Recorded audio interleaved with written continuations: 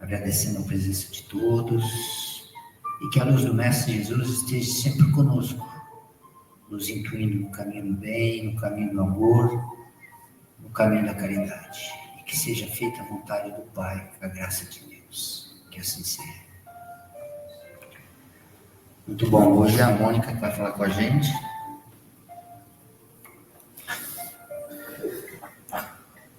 Vamos lá, então. Aqui na casa, a gente está sempre falando de processos de tratamento de cura.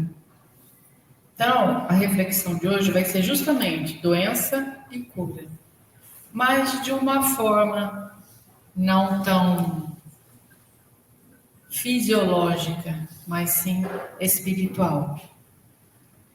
Antes de qualquer coisa, eu gostaria de perguntar, por que a gente busca a casa espírita? Já fiz essa pergunta uma vez e estou repetindo.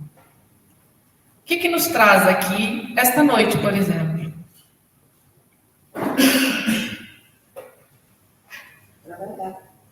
Trabalhar. Evolução.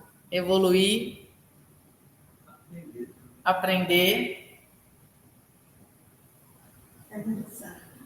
Harmonizar. O que mais? Alimentar o espírito. Alimentar o espírito. O Celso vem jantar, então. Bem, cada um de nós tem um motivo para estar aqui. Por exemplo, nós que nascemos em berço espírita, a gente está aqui porque a gente entende que a gente tem um trabalho, a gente tem uma responsabilidade, a gente sente esse chamado. Então, a gente se propôs ao estudo, ao labor, porque a gente acredita nessa espiritualidade que atua fortemente, acredita nesse mundo, se a gente pode dizer mundo paralelo, mas não é paralelo, ele está aqui, nós estamos misturados com o plano espiritual, e a gente acredita, acima de tudo, que nós somos um espírito, e que hoje a gente habita um corpo, cada um habitando hoje o corpo que lhe é próprio. Mas também a gente procura para respostas e confortos diante do desafio da vida. Isso é o aprender. Então, quando a gente vem aqui, que a gente vê, escuta uma palestra, ou que a gente participa de um grupo de estudo, a gente também vai aprender dentro da doutrina, na casa espírita, a encontrar conforto. E, dessa forma, quando a gente consegue encontrar o conforto, um alento, a gente vai compreendendo quem somos nós. Porque a gente não se tranquiliza se a gente não saber quem que nós somos. Aqui também é um espaço de aprendizado, de transformação, onde a gente vai aprender a desenvolver o nosso terapeuta interior. O que seria o nosso terapeuta interior? Que a gente vive aqui colocando. Ele é um lugar, o Centro Espírita, para a terapia do nosso espírito. Mas também existem casas espíritas que focam e que são especializadas em tratamentos médicos espirituais, em tratamento para alguma situação de saúde fisiológica ou de saúde psicológica, que também a casa espírita oferece. O que a gente precisa sempre lembrar é que o mais importante para os tratamentos espirituais é a minha vontade para que isso aconteça. E nos lembrando sempre que a nossa vontade, ela não é a vontade de Deus sempre. Então, são dois detalhes. Aceitar aquilo que Deus tem preparado para nós e, dessa forma, a gente ganhar vontade para modificarmos a nós mesmos. Quando, essa figurinha é muito legal, muita gente já conhece, quando no Centro Espírita fala, é o dia de cura, vai todo mundo, fica aquela fila no centro. Agora, quando você fala assim, vamos estudar o Evangelho. 1, 2, 3. Por que vocês acham que isso acontece? Vamos lá. Por que que nesse dia que vai falar, hoje é dia de tratamento, vem um médium, ele vai fazer cura, a casa está cheia. E no dia do estudo, a gente não participa, não se envolve.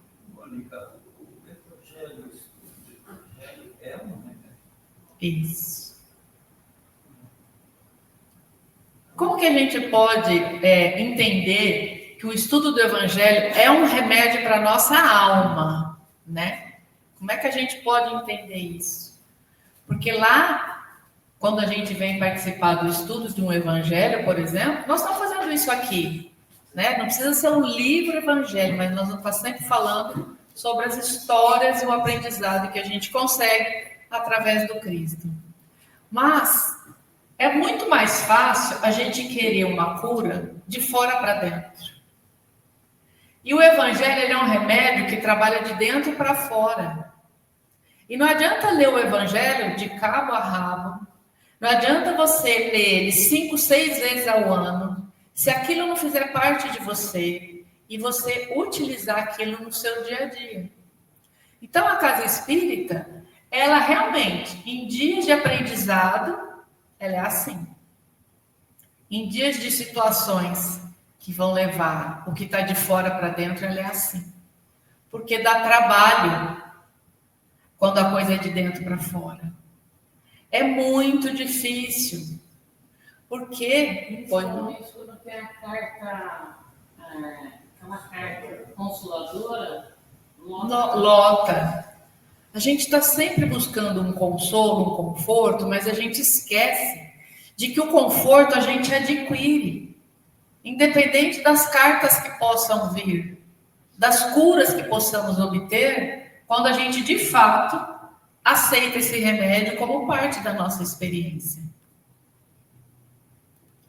Aí vamos entrar na doença. Muitas pessoas falam que a doença é castigo de Deus. Eu acredito que nós que estamos frequentando aqui, eu acredito que as pessoas que buscam a casa leiam um pouco. Deus não castiga. Ou vocês acreditam que estar doente é um castigo? É a cura. Então a gente vem trabalhando isso muito intensamente, procurando entender que doença é cura. Como assim é cura? Quem quer ficar doente? Ninguém quer ficar doente.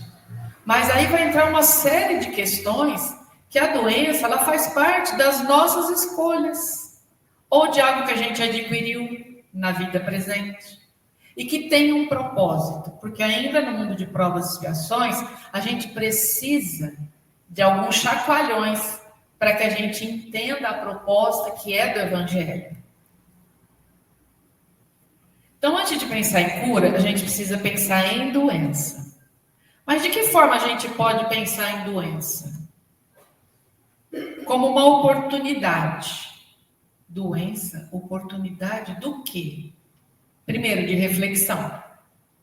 Quando a gente está adoentado, que tem que ficar em casa ou num hospital, a gente tem muito tempo para pensar. Coisa que no corre do dia, muitas vezes passa batido, a gente não para refletir.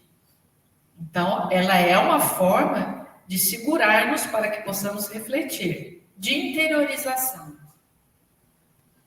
A doença é uma oportunidade de crescimento.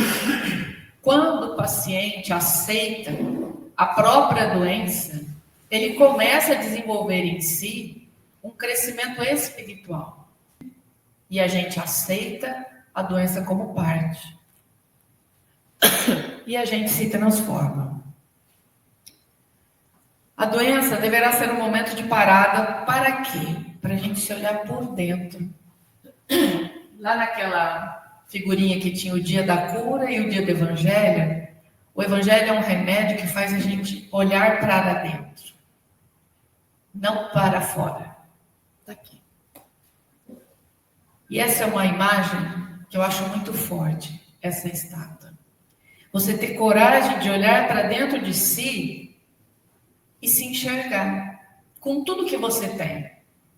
Porque todos nós temos as nossas virtudes e temos as nossas fragilidades, aquilo que ainda precisamos trabalhar. E ter essa coragem é uma oportunidade para a gente começar a entender que cura está relacionado a isso, a sua própria transformação. E aí a gente faz, ou deveríamos fazer para nós mesmos neste momento, essa pergunta: o que eu preciso ver em mim que eu não estou vendo? Porque a gente não se enxerga 100%. A gente acha que é bonzinho, bastou uma situação da vida, a gente descobre que não é. A gente acha que tem paciência, bastou uma situação da vida, a gente descobre que não tem. A gente acha que é tolerante, bastou uma situação difícil que a gente descobre que não é tolerante. Então, o que será que está em mim que eu ainda não estou vendo? Estou tendo que aprender a enxergar. Aí a gente busca, voltando à questão da casa espírita, um tratamento espiritual.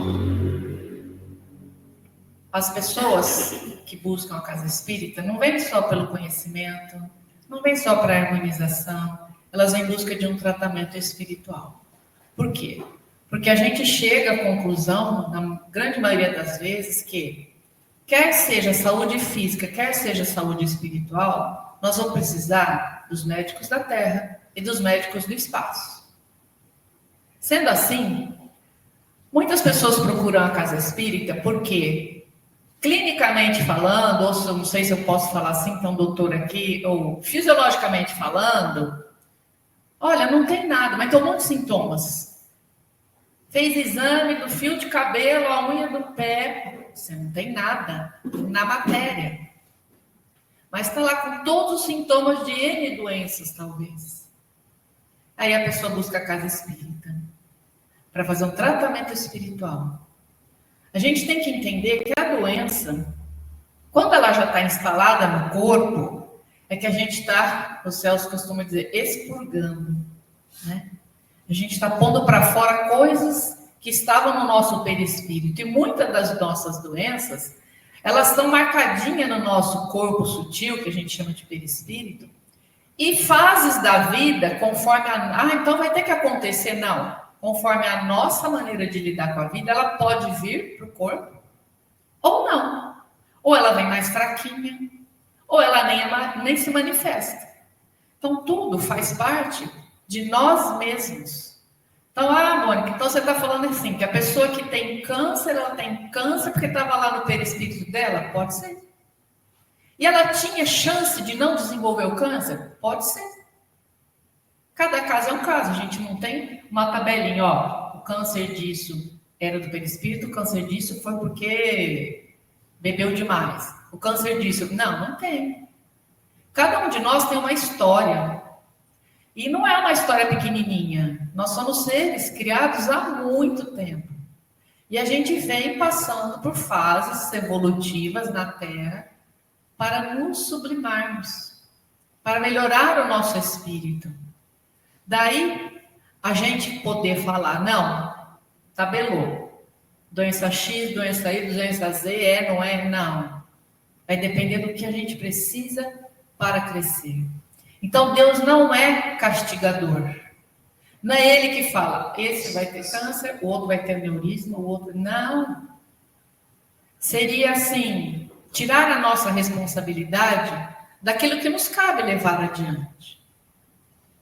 Então, a gente busca a casa para o tratamento espiritual. Ele vai proporcionar alívio, tanto para as dores físicas, como as psicológicas e como emocionais. Vai. A gente trabalha na casa espírita com doação de fluido, de energia. E a doação de energia, quando vocês recebem um passe, vocês estão recebendo uma chuva de energia. Não só dos médiuns que vão estar aplicando essa energização, porque ele doa fluido dele, mas dos espíritos que desde a hora que entraram aqui já sabe quem está aqui, como é que você está, se você está assim, se você está assado. Então, é junto com a espiritualidade que os médicos vão impor as mãos e vão derramar o remédio. Só que a minha posição de recebedor desse passe, dessa energização, é que vai ser determinante para o meu alívio em alguma situação. Tinha um quadro lá, hoje não tem mais. Você colocar o copo de boca para baixo e pôr embaixo da torneira, você nunca vai encher ele. Ele tem que estar virado para cima com a boca. Assim somos nós, os nossos pensamentos, na hora de recebermos um passe, ele precisa estar, eu não vou falar 100%, porque nós não somos perfeitos, mas o máximo possível livre dos pensamentos do nosso cotidiano. A gente precisa se entregar no momento do passe, que seja feita a vontade de Deus, que eu receba aquilo que eu preciso, mas antes de tudo, que eu sou merecedor. Porque às vezes a gente acha que está merecendo muito, mas a gente não está. Então, aceitar que Deus seja feita a sua vontade e que eu possa receber o que eu preciso e que eu mereça, aqui estou disponível para isso. É super importante para sairmos daqui aliviados. E às vezes não é nem alívio de dor física, é alívio de cansaço mental. É um alívio de pensamentos repetitivos que estavam na nossa cabeça e que a gente, nossa, estou saindo mais leve. A doença continua lá, mas você mentalmente melhorou. E por que algumas pessoas alcançam cura e outras não? Falando de tratamento espiritual. Aqui nós não vamos falar de tratamento físico. Por quê? Pessoas que buscam uma casa espírita, recebem tratamento, se curam e outras não se curam. Bom, daí a gente precisa entender o que é curar. Lá no dicionário é restabelecer a saúde. É você não ter nenhuma doença, pelo menos visível, pelo menos palpável. E quando estamos doentes, a nossa mente busca soluções rápidas, né? A gente fica doente, não, preciso fazer isso, preciso fazer... Nossa, vamos lá no médico rapidinho, você quer, não sei o que lá. Se muitas vezes a gente tivesse uma cura muito rápida, talvez a gente perdesse muitas oportunidades. Então, às vezes, o tratamento espiritual, ele vai ser mais curto para um, mais longo para outro. Para outros vai ser mais longo ainda. Para outros ele vai ter, entre aspas, uma alta do tratamento espiritual e vai continuar com a sua própria doença. Isso tem a ver com o quê? Bem, quando concebemos a ideia de que a doença é um desequilíbrio que está originado nas nossas emoções e pensamentos desarmônicos, fica claro a gente entender por que uns recebem a cura, ou melhor, uns se curam. Eu não gosto de falar nem recebe, né? Parece que a gente está escolhendo. Você vai ser curado, você não vai. Não. A gente entendendo que são as nossas desarmonias interiores que são determinantes para recebermos um tratamento, para acolhermos essas energias que chegam até nós, para nos restabelecermos, a coisa começa a mudar de figura. E a gente precisa, tendo esse entendimento, começar a trabalhar os nossos hábitos negativos que fazem parte desse nosso espírito. Então, gente, a cura, ela se processa a partir de um novo estado vibracional. Eu vim para a casa espírita, vim ouvir a palestra, vim receber o tratamento energético, saiu do portão. Ai, lá dentro eu consegui deixar minha mente tranquila. Sai do portão e começo a maldizer a vida. Toda aquela energia que você recebeu já foi embora. Porque somos nós os responsáveis para manter isso. Por isso que é muito comum nas casas a gente falar, ó, pessoal, mantenha o pensamento elevado. Saiam daqui, procura manter. Aí tem gente que brinca, então vai, você sai daqui, vai pegar a avenida e toma uma fechada. Vamos ver se você vai conseguir manter o pensamento elevado. É aí que entra a nossa condição de compreensão. Peraí, tomei a fechada, pelo menos pensei em xingar, mas não xinguei, ó, já está no caminho. Porque tem gente que vai, abre o ouvido e xinga. Então é um trabalho interior. Ele é um novo estado de vibração, onde algo que causava problema é modificado e a consequência é o quê? Manifestação da saúde. Se a gente for estudar na física campos vibracionais, existem N tipos de campos vibracionais. Uns mais longos, outros mais curtos, que é o trabalho das cores, tá? Cor é luz refletida e a gente enxerga o vermelho, o azul e o verde com uma certa frequência. Então, tudo isso chega até a gente. Então, se a gente conseguir modificar a nossa frequência vibratória, nós estamos alimentando o nosso espírito saudavelmente. Então, a cura, na verdade, ela vai depender do nosso despertar de consciência. A cura não vai depender de questões exteriores a nós. Esse despertar de consciência é para quê? Para a gente modificar o nosso interior, aquela energia que faz parte de nós. De que forma? Produzindo novos pensamentos e emoções equilibradas. Aconteceu qualquer coisa, você se enraiveceu, uma próxima oportunidade, tomando consciência de que, olha, peraí, sou eu que me curo? Aconteceu outra experiência que é assim, o Celso gosta de falar. Quando a gente fica repetindo processos de aprendizado, é porque a gente não aprendeu nada. Então, você vai passar pela mesma situação para ver se aprende. Aí a gente se lembra de que, peraí, é melhor eu não reagir quem? Eu só fiquei com raiva, que ele só fez mal para mim. A gente vai começando a trabalhar devagarinho e mudar essas nossas emoções desequilibradas. Dessa forma, para conquistarmos isso, o autoconhecimento é o único caminho. Então, é você fazer um mergulho em você mesmo. É você virar a sua cabecinha para o seu umbigo, naquela imagem, daquela estátua, representando que, peraí, eu vou olhar para mim. O que eu preciso trabalhar em mim para que eu mude a minha energia? Eu não preciso me preocupar com todos os meus tratamentos, quer sejam eles espirituais, psicológicos e físicos. Sou eu. Eu me melhorando é consequência. Então, esse mergulho é importante. Só que é difícil, tá? É um mergulho muito difícil de se fazer. Nem sempre a gente consegue fazer isso sozinho. A gente precisa de ajuda de especialistas. Mas é o que vai valer a pena para todos nós. Esse médico, quem tiver a oportunidade de segui-lo, ele é um cardiologista. Ele tem muitas palestras em relação ao tratamento, à cura. Ele deu esse exemplo, né?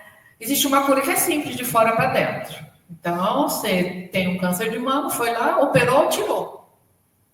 Ele pode voltar? Pode. Ele pode não voltar? Também pode. Mas ele fala que cada paciente é único, pois, aquilo que eu estava falando, ele traz a sua programação.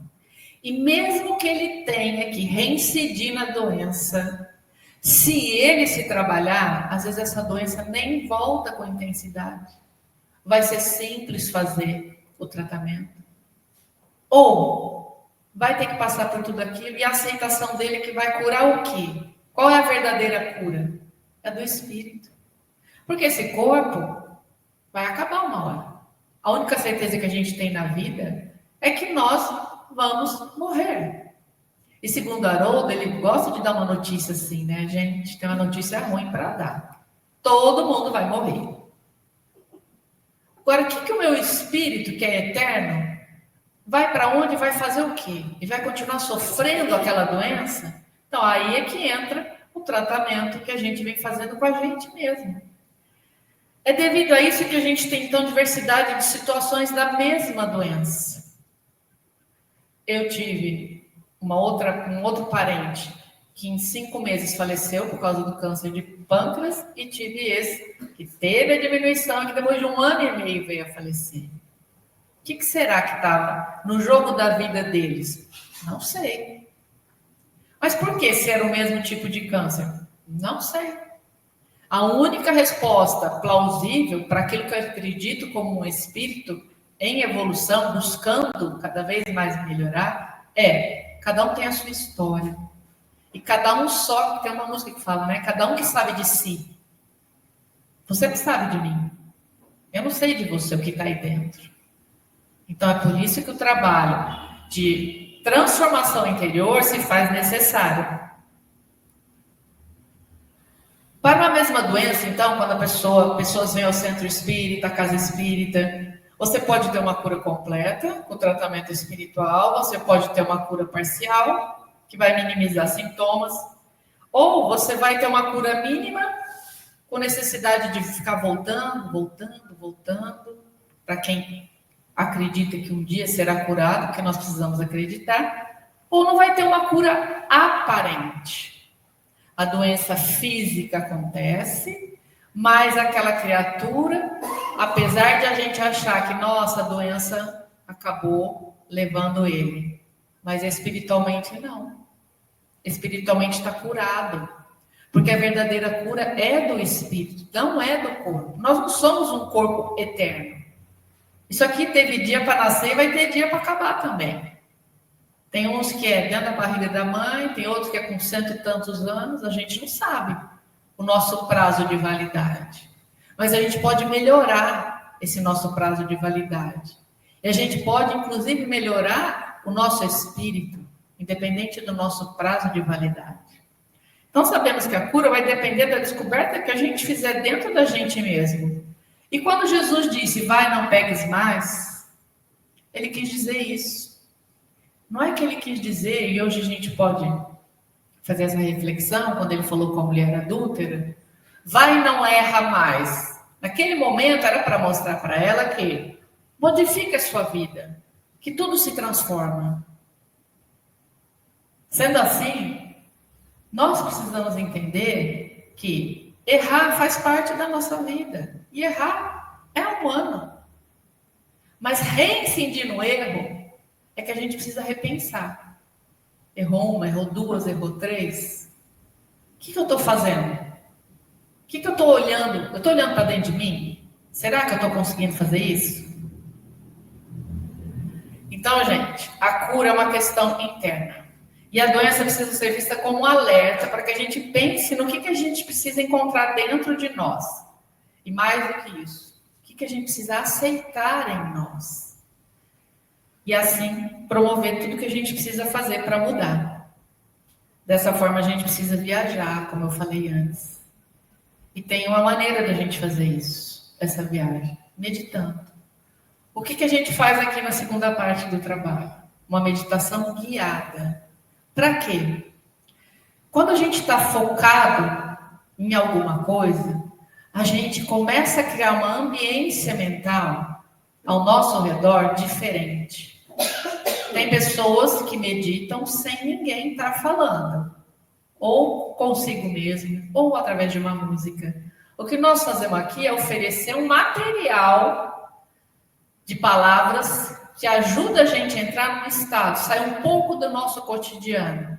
Então, quando eu falo, vamos fechar os olhos, vamos deixar tudo que está lá fora do lado de fora, ouçam a minha voz e tentem criar. E aí vocês podem imaginar a força que isso é gerada aqui dentro. Quando eu dou algum comando na fala da meditação guiada e todo mundo está pensando a mesma coisa, imagine uma luz azul na cabeça de vocês, todo mundo imaginando. Nós estamos criando um ambiente espiritual diferenciado. E aí, os espíritos que estão aqui, médicos, enfermeiros, aqueles espíritos que buscam fluidos na natureza ou tiram da gente, conseguem manipular e devolver para a gente da melhor forma. Então, entrar nesse processo meditativo não é brincar de não pensar, porque não dá para não pensar. Eu ainda, particularmente, não entendo quando, às vezes, eu ouço, não, a meditação de certas pessoas, sei que some tudo da mente. Eu falo, Senhor, então, eu sou um zero à esquerda. Não é. É a gente mudar o clichê mental nosso. Por isso, a meditação guiada. E meditar tem comprovação científica. A gente treina a mente para focar no aqui e no agora. Meditar é um processo ativo, mas que exige esforço e empenho. A gente precisa se esforçar para quê? Para mudar o nosso pensamento. A gente não sabe mudar o pensamento com facilidade. E meditar envolve desenvolvimento cerebral, provocando mudanças, inclusive, estruturais no cérebro. E essas mudanças fisiológicas, elas são observadas e estudadas há décadas. São feitas pesquisas com as pessoas que meditam, como é o funcionamento do cérebro, o que gera, e pessoas que não meditam, que estão pensando outras coisas. Então, não é um achismo, é algo que mexe com a matéria. É fácil meditar? Não, não é. Eu sempre faço, antes a meditação que eu passo para vocês. E não é fácil para mim também. De repente eu me pego pensando, nossa, amanhã eu vou ter que preparar a aula. Não, volta. Nossa, eu consigo também com muito esforço, viu? Porque É natural. falando, senão eu não consigo sozinha. É natural. E mesmo com alguém falando, de repente o pensamento da gente foi pro dia a dia. Aí, o que eles nos orientam? Volta a atenção para a respiração. Então, eu vou imaginar o ar entrando no meu nariz. A gente foca em algo do nosso corpo, que aí a gente vai voltar ao momento presente, porque meditar é estar no momento presente. Então, por que e como meditar? Bom, tem benefícios, tanto na parte física quanto na parte emocional. Na parte emocional, te ajuda a tranquilizar, a conter a raiva e o estresse, purifica suas energias, porque você começa a elevar o seu padrão vibracional, ajuda na concentração, ajuda a superar traumas, traz motivação, desperta a mente para o aqui e para o agora. E no corpo? Pesquisas comprovam, diminui a pressão arterial, porque você está entrando num padrão vibratório diferenciado. Diminui doenças ligadas ao estresse, isso quando a gente tem o hábito da meditação, melhora a depressão, a ansiedade, melhora a insônia, vai regulando batimentos cardíacos e, consequentemente, o sistema imunológico. Tudo isso são dados médicos com pesquisas realizadas. E até em caso de doenças incuráveis, esse processo pode ser utilizado. Quando a gente fazia o passe numa moça que já é falecida também, durante 1 ano, ela tinha um câncer que ia e vinha, ia e vinha, ia e vinha. E num determinado momento, alguém sugeriu para ela se ela gostaria de receber o passe, ela não saía de casa, a gente ia uma vez por semana. Foi 1 ano, mais ou menos. 2 anos? Ó, os céus estão me corrigindo, foram 2 anos. Aí a gente fazia, quer dizer, eu fazia, enquanto ele fazia o passe, uma meditação, mas uma meditação que levava aquela moça a entrar num estado que toda vez que a gente terminava, ela falava, nossa, eu fiz a quimioterapia e eu não estou sentindo nada. Ajudou muito ela na resposta da meditação. Ela não passava mal como ela passou das outras vezes. Ela se curou? Não, ela tinha esse processo. Aparecia num lugar, ela se tratava, aparecia em outro, ela se tratava. Se a gente for falar, ela é uma mulher muito boa, a gente conheceu ela esse tempo, uma pessoa muito bacana. Mas qual era a história dela? O que ela tinha que viver? O que ela tinha que aprender? E, enquanto ele aplicava o passe, como eu faço aqui, eu ia falando e pedindo para ela mentalizar aquilo. Tirava ela de um estado mais depressivo. Ela ainda depois batia um papo, dava risada, conversava, ainda fazia um lanchinho para a gente. Tudo isso para quê? Para melhorar a gente mesmo. Então, a gente entendendo que mesmo nas doenças incuráveis, isso é uma ajuda, pois não? Para quem nunca meditou, qual é o caminho para aprender a meditar? O que nós vamos fazer na segunda? O YouTube tem bastante proposta, sim. O que nós vamos fazer, sempre fazemos na segunda parte, enquanto os médios vão dar os passos, é uma meditação guiada. Eu vou falando e vou convidando vocês a mudar o pensamento, tá? Quem nunca meditou, eu tive que começar assim, eu ia na aula de yoga, e aí a professora falava, agora nós vamos ter 15 minutos de meditação. Eu falava, o primeiro dia que eu fui, eu falei assim, o que eu vou fazer? Eu vou pensar no que nessa aula? Eu não tinha noção nenhuma. Eu falava, eu não vou conseguir ficar parada ali e acabei. Eu tinha noção errada do que era meditar. Aí ela ia conduzindo. Eu falei, ainda bem que eu parecia um ET. Eu falei, gente, não vai dar certo para mim. Bem, e como meditar? Então, um lugar tranquilo, uma postura confortável.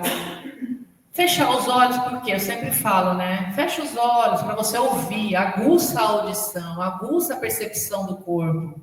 Concentra na sua respiração. Então, o pensamento fugiu? Voltou para o dia a dia? Não, peraí, vou pensar. Estou respirando. Ó, meu corpo está crescendo.